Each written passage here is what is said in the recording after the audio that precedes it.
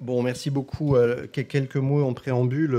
La lutte contre le VIH est-elle de plus en plus individualisée?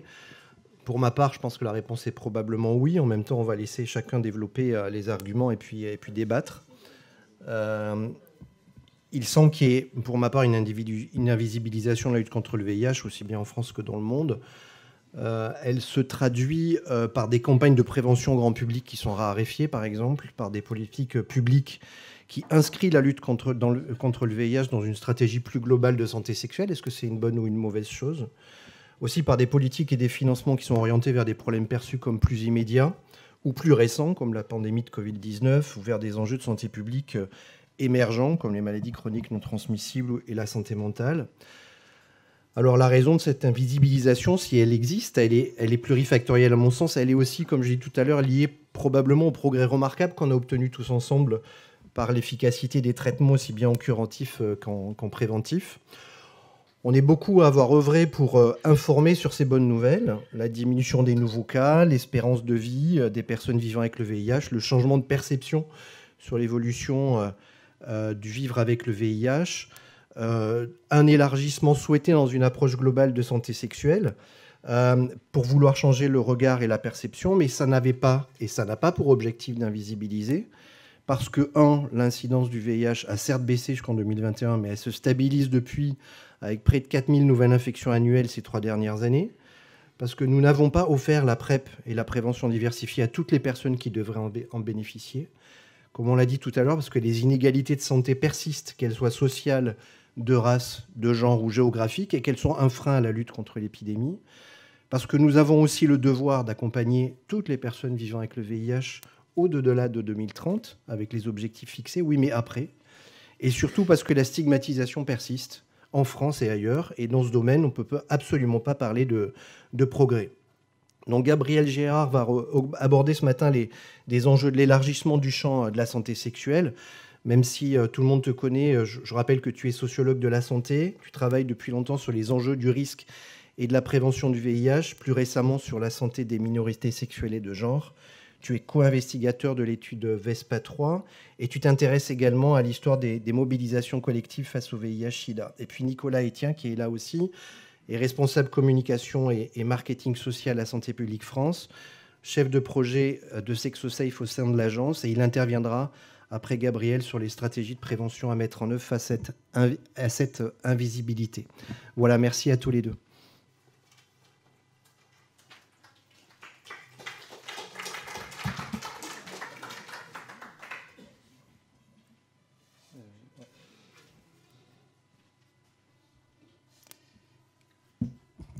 Et merci beaucoup, merci pour l'invitation, merci pour l'introduction. Je voudrais, pour commencer ma présentation, me situer comme je le fais souvent, et souvent je décline mes identités, homme gay, séronégatif, chercheur, tu l'as dit, en sciences sociales. Je voudrais aussi, là, pour le coup, me situer par rapport à un de mes combats anciens, qui est au début de mes années militantes, au début des années 2000, où j'étais impliqué avec d'autres à Aide, et il y avait d'autres associations en France et ailleurs, dans la francophonie, autour de la question de la santé gay. Et j'en parle ce matin parce que la santé gay a constitué à cette époque-là une des premières tentatives, il me semble, de dépasser le VIH, parce qu'on avait cette ambition. On se disait que peut-être les approches étaient trop VIH-centrées, mais de dépasser le VIH, pas contre le VIH, mais à partir du VIH, en parlant de vieillissement, en parlant d'amitié, en parlant de consommation de produits. On ne parlait pas encore de chemsex à l'époque, mais c'était déjà une thématique, en parlant de santé mentale. Alors moi, je fais aussi partie des gens qui s'inquiètent aujourd'hui de l'invisibilisation croissante de l'épidémie dans les politiques publiques, dans l'espace public en général. Mais il me semble qu'on a toujours intérêt, c'est peut-être un des fils conducteurs de ma présentation, de regarder comment on peut faire travailler nos approches, comment on peut les complexifier, peut-être nos approches de l'épidémie. Et la santé gay, me semble, a pu être à l'époque une tentative qui n'a pas forcément donné grand-chose, j'en reparlerai tout à l'heure, mais qui a posé des bases de ce que peut être une approche globale de la santé et de la santé sexuelle. Et ce qui est vrai pour les gays, en l'occurrence, et les HSH, à mon avis, pour d'autres populations, d'autres communautés.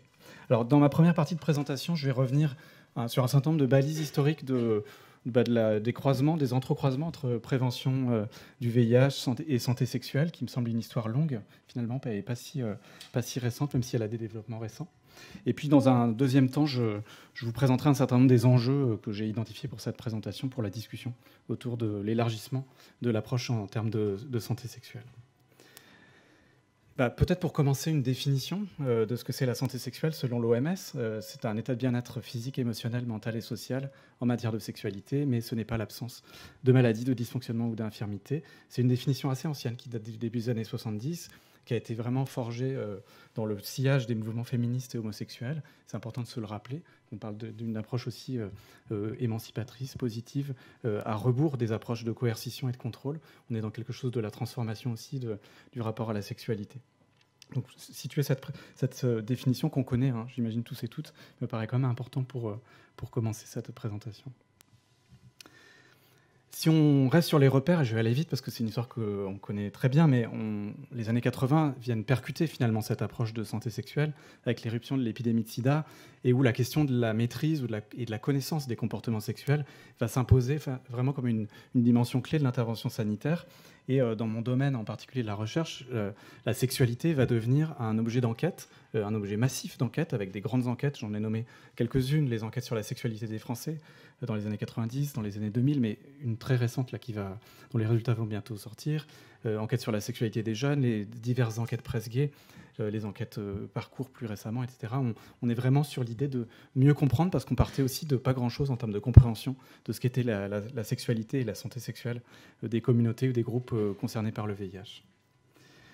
On a à ce moment-là un consensus sur ce qu'on a appelé en sociologie une approche moderne libérale de la sexualité, c'est-à-dire que plutôt que justement d'aller dans des approches de contrôle ou de coercition, on va être sur quelque chose autour de la rationalité individuelle, faire passer des messages, faire que les gens s'approprient des recommandations de prévention, et puis en parallèle et de manière complètement liée, essayer de réduire les risques de stigmatisation des personnes atteintes. Donc c'est tout un tas de campagnes portées à la fois par les pouvoirs publics, mais aussi par les associations pour avancer sur ces deux fronts-là, faire passer des messages de prévention autour du préservatif en particulier et réduire les risques de stigmatisation. Je vais très vite, hein, vous voyez, les années 90, on a vraiment, c'est peut-être l'âge d'or de la prévention des risques sexuels autour d'un outil majeur qui est la capote, qui est un levier d'intervention central avec les associations bien évidemment très impliquées avec et à partir des communautés concernées, des points de tension récurrents avec les pouvoirs publics à l'époque. On les voit moins aujourd'hui parce qu'on en parle moins, je pense. Mais à l'époque, c'était beaucoup quel type de message on fait passer, comment on s'adresse aux différents groupes, comment on parle aux homosexuels, comment on parle aux personnes migrantes. Il y avait tous ces débats qui étaient des débats pas du tout consensuels, avec des pouvoirs publics souvent plutôt frileux. Enfin, on pourra en discuter tout à l'heure sur ce que l'on est aujourd'hui, comment on peut communiquer, qu'est-ce que l'État prend en charge, qu'est-ce que l'État délègue aux associations. Toutes ces problématiques qui sont importantes autour de ce qu'il fait de la santé sexuelle. Et puis, toujours cette idée de maintenir un discours d'acceptation sociale des personnes vivant avec le VIH. Et là, on a vraiment la capote, je l'ai dit, comme outil incontournable. Mais aussi, côté recherche, c'est un indicateur majeur du risque. On a dans les enquêtes, notamment presse gay, mais dans les autres, c'est comme ça qu'on mesure en fait, l'évolution des comportements de prévention, capote ou pas capote. On voit qu'aujourd'hui, ça s'est heureusement beaucoup complexifié et densifié. Alors, si on arrive sur les années 2000, et c'est là où mon histoire de santé gay va peut-être revenir, on est dans un contexte qu'on a appelé, un certain nombre de militants et de chercheurs appellent la post-crise du sida, en France notamment, dans les pays du Nord, parce qu'on a les traitements, parce que le VIH se chronicise relativement, il perd de son caractère de priorité de santé publique, et les messages de prévention se redéfinissent. L'approche de santé sexuelle aussi. On a beaucoup de messages dans ces débuts de ces années 2000 basés sur la peur, parce qu'on a l'impression qu'en faisant peur aux gens, on va leur rappeler que le VIH existe. On en est revenu, sans doute heureusement d'ailleurs, mais aussi on a tout un tas de tendances à la normalisation, ce qui est aussi plutôt positif, mais qui ne va pas sans forcément quelques ambiguïtés ou en laissant de côté certains enjeux. Alors, la santé gay, je l'ai brièvement évoqué pour commencer. C'est un exemple, je pense qu'on pourrait parler d'autres approches de santé minoritaire, santé des minorités. On est dans un contexte où il y a un certain nombre de controverses sur la prévention, la réduction des risques sexuels. Certains et certaines peut-être s'en souviennent, entre les associations, Aide, Act Up et les autres. On n'est pas d'accord sur la manière de communiquer, encore une fois, sur la question des risques et la gestion des risques. Mais on a aussi, c'est l'époque, et je le rappelle parce que ça me semble important d'en parler, on parle de prévention positive. On n'en parle plus tellement, il me semble, aujourd'hui. C'est vraiment l'idée de penser la prévention à partir des besoins des personnes vivant avec le VIH, à partir des personnes concernées. Et cette idée de prévention positive était très, très forte, très importante dans la santé gay, une idée qu'on importait aussi d'Amérique du Nord, qui était aussi une approche très positive de la santé et de la sexualité. Et puis, sans oublier, et ça, il me semble que c'était ça qui était important aussi à l'époque, l'ampleur des traumatismes individuels et collectifs causés par l'épidémie. On est aussi dans ces années-là sur la question des gens qui ont survécu en fait, à toute cette période, qui ont perdu la plupart de leurs proches, et dont on mesurait, en fait, on essayait de mesurer, en tout cas à l'époque, l'ampleur que ça pouvait avoir en termes notamment de santé mentale pour les personnes qui étaient passées à travers ces années 80 et 90. Alors, je continue mon tableau historique. On arrive dans les années 2010, que vous connaissez là très bien, je pense. On a vraiment cette révolution biomédicale dans le champ de la prévention, qui est aussi porteuse de beaucoup d'espoir et qui permet, je pense aujourd'hui, on en voit un peu les résultats, notamment pour les HSH nés en France, de maîtriser relativement, en tout cas de réduire l'incidence de l'épidémie, avec l'indétectabilité, le message I égale I ou U égale U en anglais, le traitement post-exposition, la PrEP, bien sûr, et puis la mobilisation forte des communautés dans tous ces domaines à travers la promotion de tout ça, mais aussi le dépistage communautaire, la promotion de la PrEP en proximité, etc. C'est le moment où on assiste également, et ça c'est peut-être un des faits marquants de cette période-là, à l'institutionnalisation de la santé sexuelle. Alors c'est pas qu'elle n'existait pas avant, je pense que c'était un référentiel pour beaucoup d'acteurs et d'actrices, notamment dans la santé gay, on se basait sur une approche de santé globale, mais aussi on se disait que la santé sexuelle était peut-être une des clés pour avancer. Et c'est vrai qu'on assiste à ce moment-là à la fin des plans de lutte contre le VIH-Sida. C'était un choix de gouvernance des politiques publiques et à l'émergence d'une stratégie nationale de santé sexuelle qui dit beaucoup de choses et qui va aussi avec un certain nombre, il me semble, d'angles morts, sans doute. Alors, peut-être pour rapidement aborder ce sujet, mais de quel élargissement on parle, en fait? Qu'est-ce que ça veut dire? Moi, j'ai l'impression qu'on a quand même une perspective qui est en partie en trompe-l'œil, au sens où on parle de santé sexuelle, mais quand on regarde en détail la stratégie nationale de santé sexuelle et les différentes feuilles de route qui y sont associées, en fait, on voit que la lutte contre les maladies infectieuses, les IST, elle est vraiment au cœur de la stratégie, en particulier pour les personnes, les populations clés, ce qui en soi est plutôt bien, parce que je pense qu'il y a des enjeux majeurs autour de ça. Mais c'est comme si, en fait, au-delà de ce grand mot d'approche un peu globale, on resserrait assez vite à des approches très basées sur les risques infectieux. Et puis, deuxième élément majeur, c'est que, et on s'en rend compte là au quotidien dans les associations, je pense, on parle de santé sexuelle, mais au-delà des financements VIH ou IST ou hépatite, il y a peu de fonds pour faire au-delà, pour faire plus, je pense notamment à la santé mentale, qui est pour moi indissociable. Donc là, on est peut-être sur une tension, une contradiction de la politique publique autour de tout ça. On a aussi à travers ça une approche, ce qu'on appellerait d'universalisme proportionné. Je ne sais pas si le concept est clair pour tout le monde, mais c'est l'idée qu'on essaie d'avoir une approche pour toute la population, et en mettant l'accent et des moyens renforcés sur des groupes de population qui sont plus touchés que d'autres par certaines problématiques. Je fais une sorte de résumé très rapide de l'universalisme proportionné. Et on voit que dans la stratégie, dans les feuilles de route, les HSH restent au cœur de la stratégie, pour plein de bonnes raisons, que les autres minorités sexuelles et de genre sont évoquées de manière beaucoup plus discrète, les personnes trans en particulier, mais on a la disparition, et ce qui est paradoxal presque, c'est qu'on parlait des lesbiennes dans le plan de lutte contre le VIH au début des années 2010, et on n'en parle plus du tout dans la stratégie nationale, alors on pourra en discuter. Et puis les personnes migrantes, je ne l'ai pas mis sur la diapo, mais sont aussi une des populations qui est ciblée dans la stratégie nationale de santé sexuelle.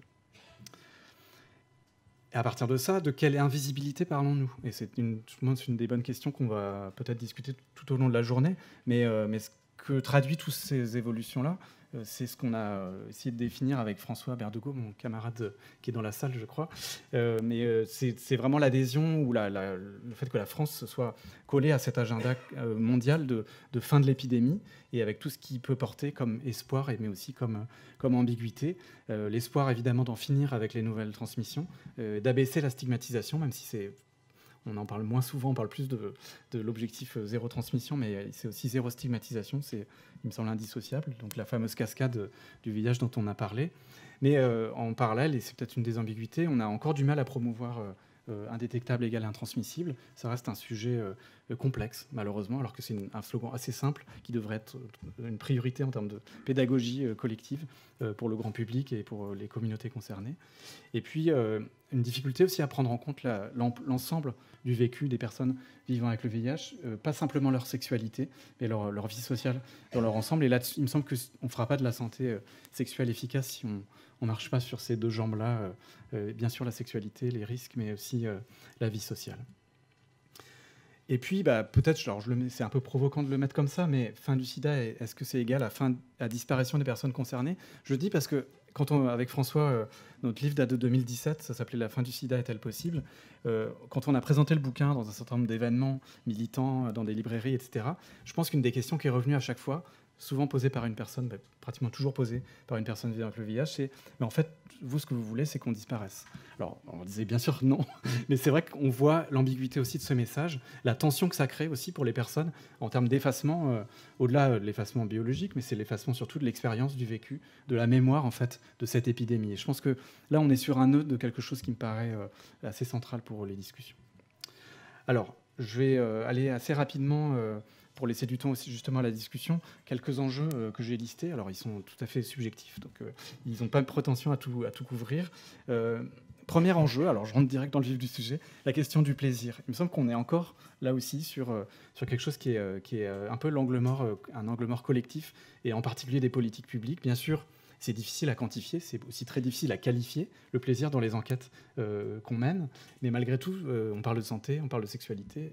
Où est le plaisir? Il me semble que là, on a vraiment un mouvement de sanitarisation, pour utiliser un grand mot, mais de médicalisation de la sexualité qui a pu contribuer à marginaliser des dimensions plus subjectives du rapport à soi et du rapport aux autres qui sont pourtant centrales, incontournables là-dedans. Et je pense que les sexologues le revendiquent justement d'avoir une approche de ce type. Alors comment on peut, alors j'ai à chaque fois pour mes 4 enjeux, je vais mettre des questions, des grandes questions, mais qui sont un peu vastes, hein, mais comment on peut refaire du plaisir un levier de mobilisation collective? C'est peut-être une des questions. Il me semble que là aussi, je reviens à mon fil sur la santé gay, mais il y avait cette idée de se dire comment on fait du collectif avec la santé, comment on résiste à l'individualisation ou à la simple médicalisation de nos réalités de santé. Et je pense que le plaisir peut être une des clés pour ça.